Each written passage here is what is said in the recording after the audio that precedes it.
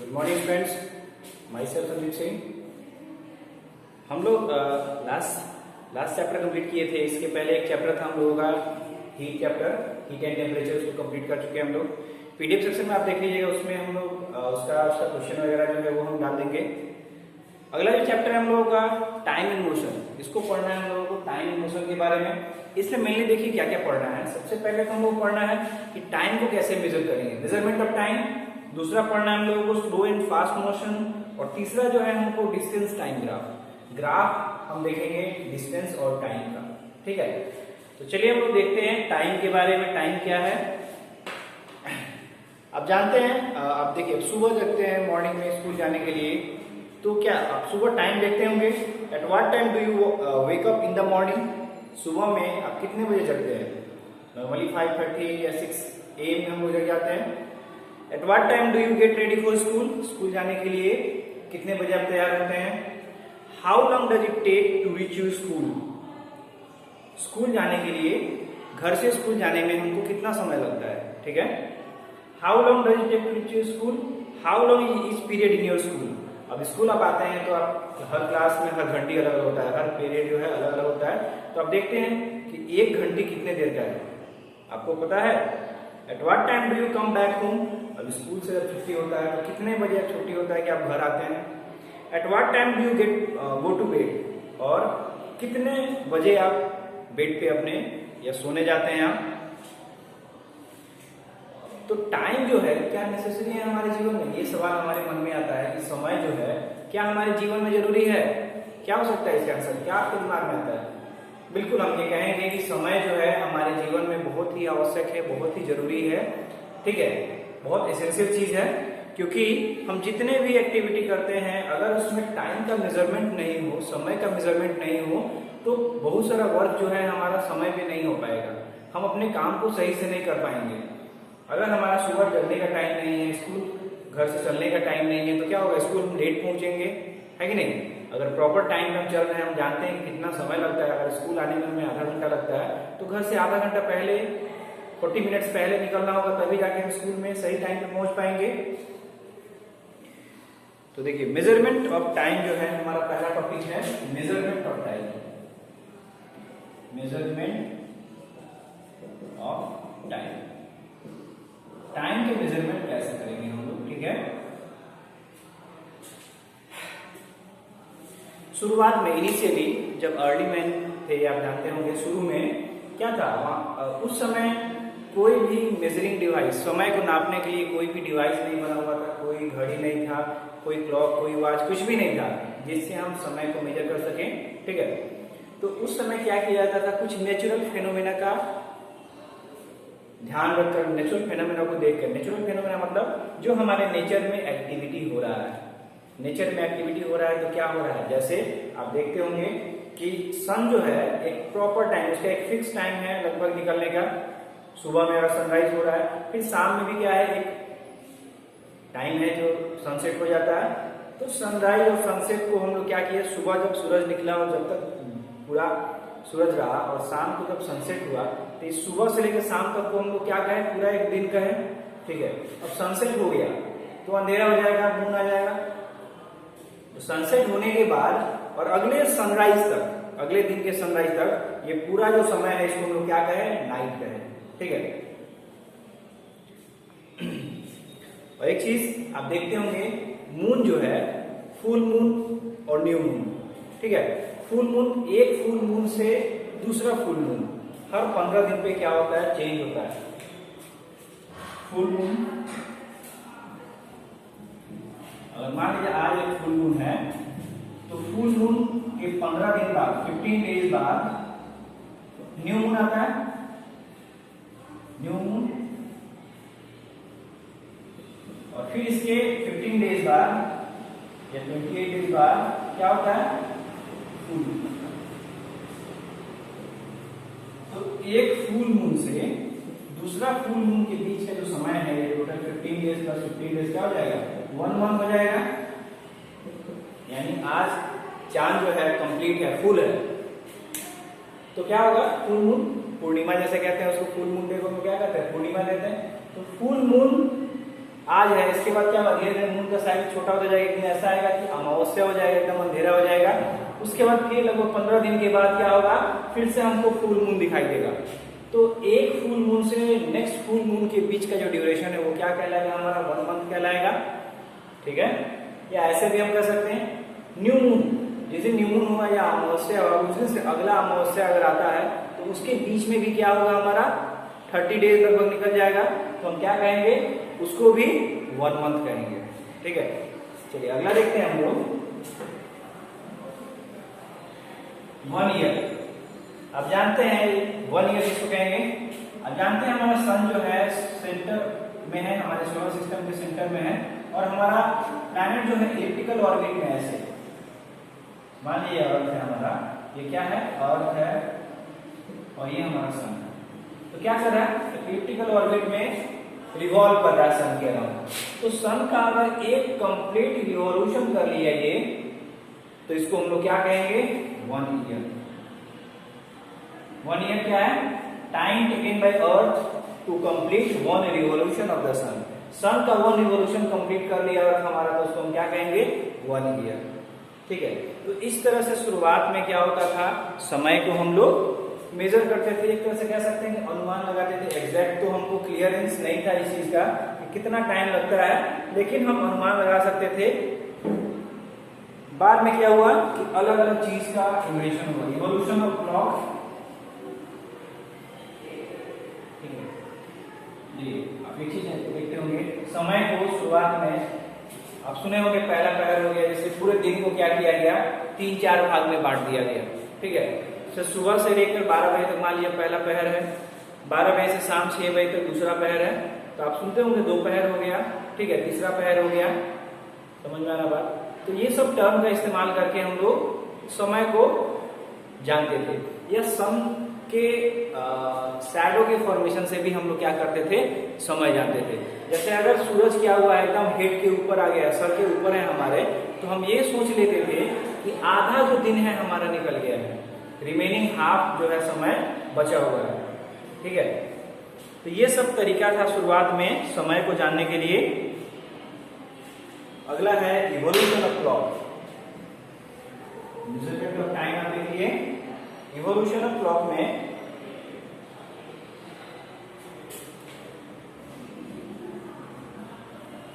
Evolution of clock, ठीक है, evolution of clock में देखिए क्या है, जैसे जैसे समय बीतता गया, जैसे जैसे टाइम बीता, साइंस डेवलप हुआ, लोग और समय के बारे में जाने, समय के कैलकुलेशन को जाने, तो क्या हुआ, अलग अलग डिवाइस का आविष्कार हुआ। जैसे सबसे पहला जो है हम देखते हैं, एक डिवाइस है, एक टर्म है आप लोगों को होरोलॉजी। क्या है, many device have been invented to measure time. बहुत सारे डिवाइस का आविष्कार हुआ टाइम को मेजर करने के लिए। The study of this device is called horology. Horology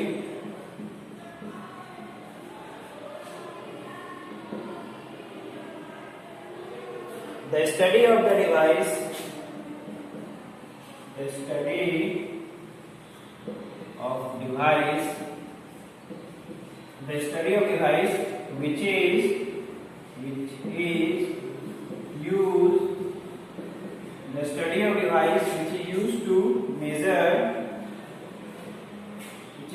measure time is called horology.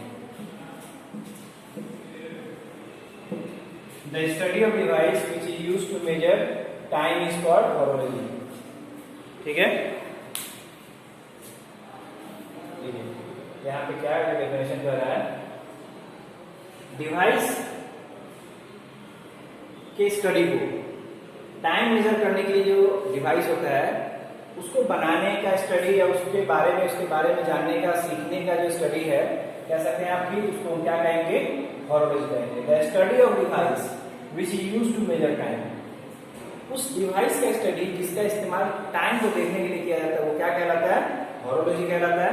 देखिए यहाँ पे सबसे पहला डिवाइस जो था हमारा, जो इस्तेमाल हुआ था, वो क्या था, सन डायल।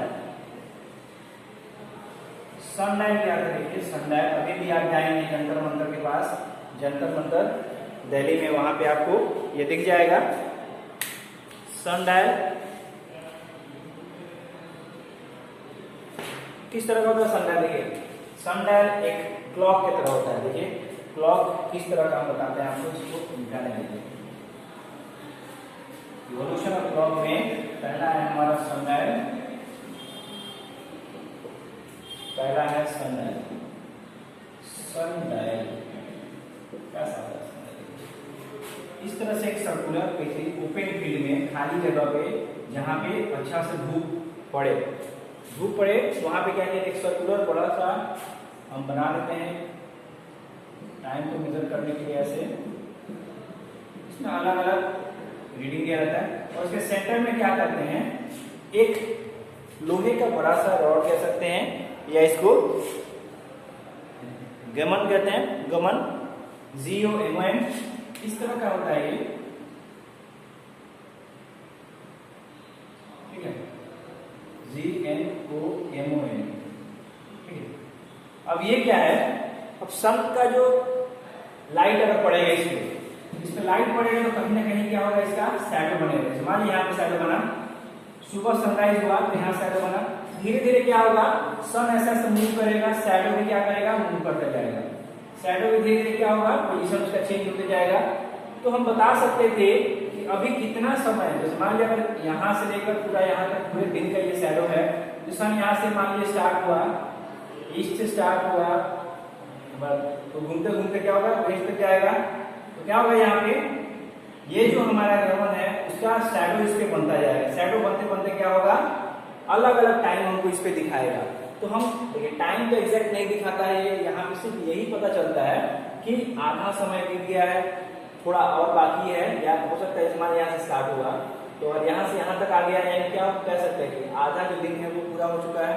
फिर धीरे धीरे जब यहाँ भी पहुंचेगा तो हम ये कह सकते थे कि अब अंधेरा होने वाला है, ठीक है। एक तो ये हो गया सनडायल।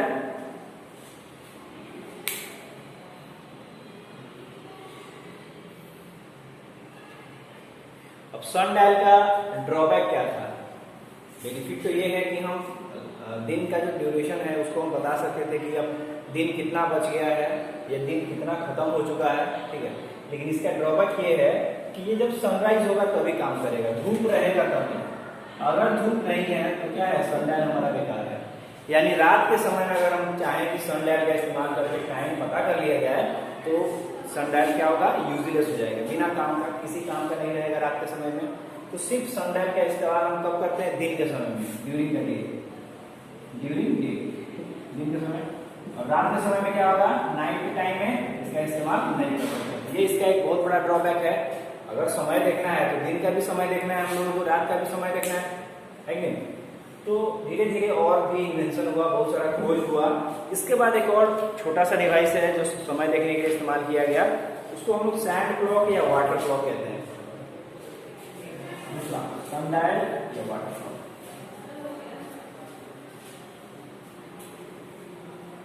ठीक है। दूसरा है हमारा वाटर क्लॉक। वाटर क्लॉक देखिए इस तरह से होता है, जैसे दो चैम्बर होता है,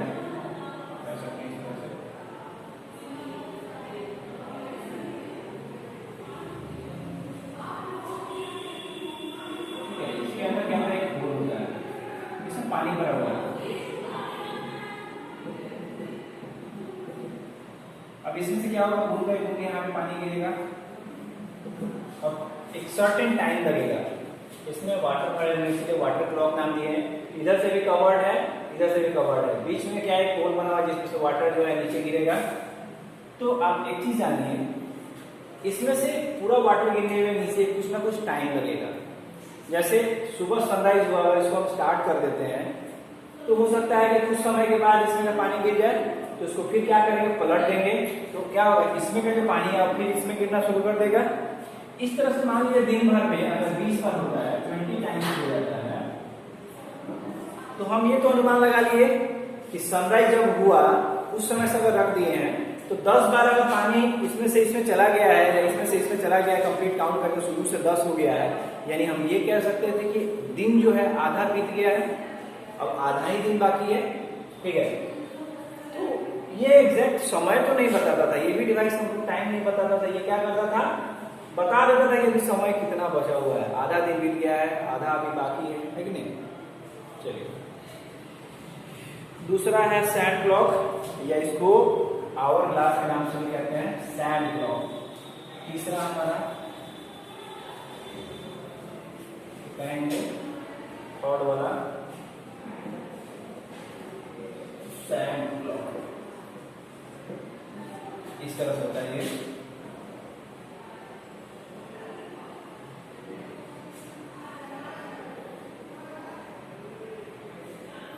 इसमें क्या होता है, सैंड भरा होता है,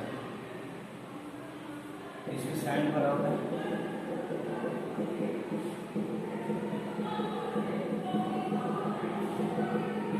ठीक है, इसमें रहता है सैंड भरा हुआ। अब क्या होगा, ऊपर वाला जो चैम्बर है उस चैम्बर में सैंड भरा रहेगा, नीचे वाला एकदम से खाली रहेगा। अब इसको जैसे ही हम यहाँ पे रखेंगे, इसमें से क्या होगा, सैंड गिरना शुरू करेगा नीचे, सैंड गिरता जाएगा, और नीचे वाला जो कह सकते हैं नीचे वाला जो पोर्शन है वो भरता जाएगा। तो इसमें से इसमें सैंड गिरने में कुछ ना कुछ टाइम लगेगा। ठीक है, तो जैसे हमारा वाटर क्लॉक काम करता था, बिल्कुल उसी तरह ये भी काम करता है। सनडायल को दूसरे नाम से भी जानते हैं, sand clock. Sand clock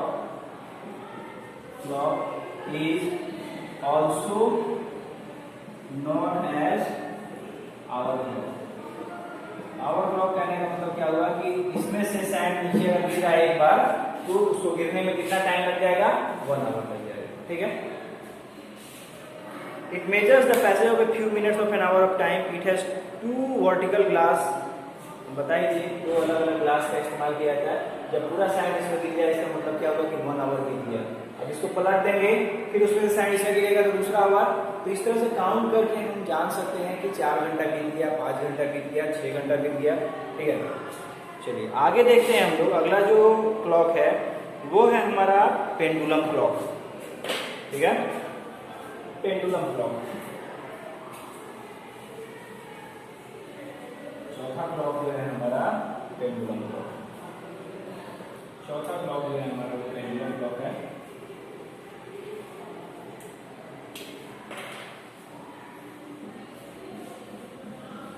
pendulum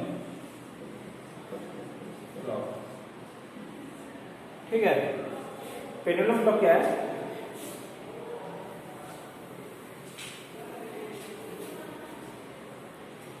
pendulum clock के बारे में जानने के लिए सबसे जरूरी है कि पेंडुलम क्लॉक होता कैसा है, इसको पहले जाना जाए। ठीक है, पेंडुलम क्लॉक जो होता है, एक तरह से देखिए यहाँ पे एक सपोर्ट होता है इसके ऊपर, और यहाँ से एक थ्रेड बांधा जाता है, इस तरह से ये थ्रेड है, और इसमें एक मेटल का बॉब कर सकते हैं, मेटेलिक बॉब। ठीक है, और ये धागा में बंधा हुआ है तो क्या है, फिक्स है, ये सपोर्ट है ऊपर से। अब ये धागा में बंधा हुआ है तो ये आराम से मूव कर सकते हैं, अगर इसको चाहे इधर मूव कर सकते हैं, इधर लेके जा सकते हैं। तो ठीक है, अगर इधर हम खींच के ला रहे हैं, मान लीजिए यहाँ पे इस तरह का कुछ इमेज बनेगा, बॉक्स बड़ा हो सकता है। ठीक है, ये बॉल जो है या बॉल हमारा यहाँ तक आएगा, इस तरह से डायग्राम बनेगा, और फिर इस तरह से समझ में आ रहा है। तो ये जो हमारा है, जब ये स्टेशनरी है, जब मूव नहीं कर रहा है, इसको मीन पोजीशन कहते हैं। ये जब मूव नहीं कर रहा अपने जगह पे है तो इसको क्या कहेंगे, मीन पोजीशन। जब इसको मूव करा दिए, सबसे मैक्सिमम हाइट जहां पे गया, यहां तक आया, इसके ऊपर तो नहीं गया, तो ये इसका एक्सट्रीम पोजीशन बनाया, एक्सट्रीम पोजीशन। जब यहाँ आएगा तो यहाँ से फिर मूव करके यहाँ पहुंचेगा, और जितना हाइट इधर गया तो उतना ही हाइट क्या होगा, इस साइड भी आएगा, ये भी इसका क्या हो जाएगा, एक्सट्रीम पोजीशन। ठीक है, तो ये वर्क कैसे करता है, देखिए मीन से क्या होगा, अगर वन ऑसिलेशन का अगर हम बात करें,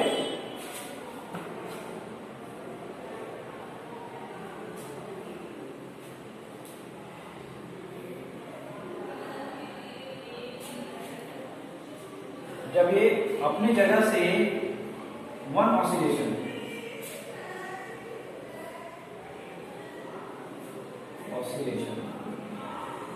एक टर्म बनेगा।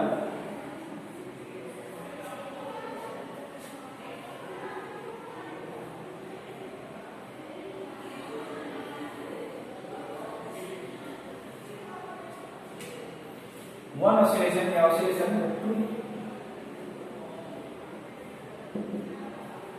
वन ऑसिलेशन देखिए क्या है।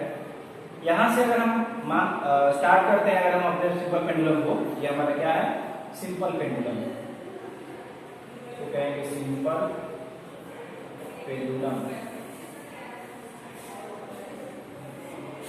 सिंपल पेंडुलम को जब हम क्या करेंगे, जब इसको हम लोग स्टार्ट करेंगे यहां से, तो यहां से मूव करके क्या होगा, पहले ये यहां जाएगा, यहां से आ गए, ए है ये, और ये बी है, और ये सी है।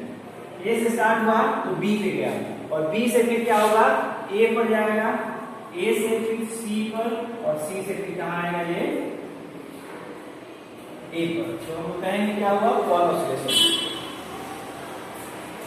To and fro motion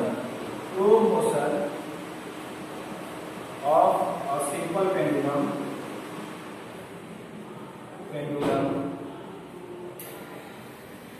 to and fro motion of a simple pendulum is called oscillation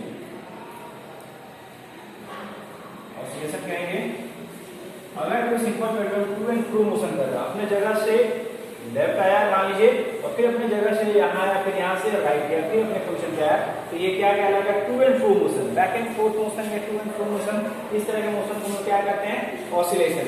अगर वन ऑसिलेशन की बात किया जाए तो कैसे होगा,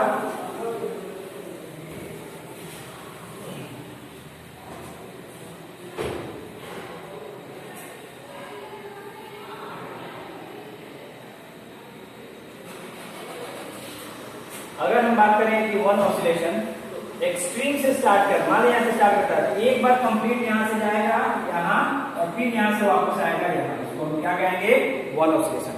one complete movement of simple from extreme to extreme and again back to its position is called one oscillation. ठीक है, वन ऑसिलेशन कब होगा, देखिए यहां पे बी से कहां जाएगा, C and C to B, C to B, यानी बी से सी गया कंप्लीट, और सी से कंप्लीट फिर वापस आया कहां पे, बी तक।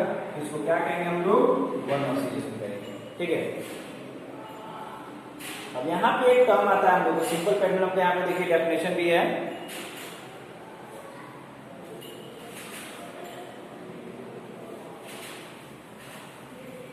सिंपल पेंडुलम को हम लोग डिफाइन कर देते हैं, simple pendulum.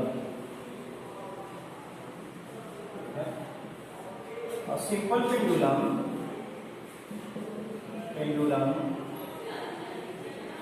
a simple pendulum has a metallic bob, has a metallic bob.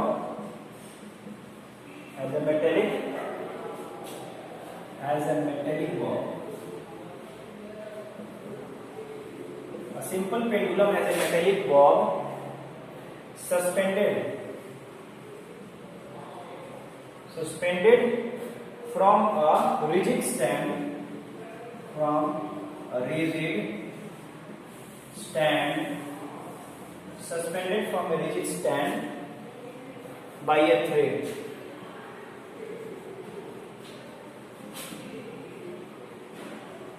A simple pendulum has a metallic bob. A simple pendulum has a metallic bob कहेंगे, BOB, suspended from a rigid stand by a thread.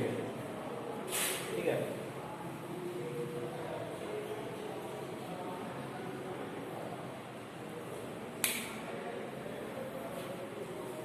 तो simple pendulum किस तरह का motion करता है, to and fro motion, या उसको हम कहते हैं क्या, ऑसिलेशन। तो इसको समझना है सिंपल पेंडुलम क्या है। ठीक है,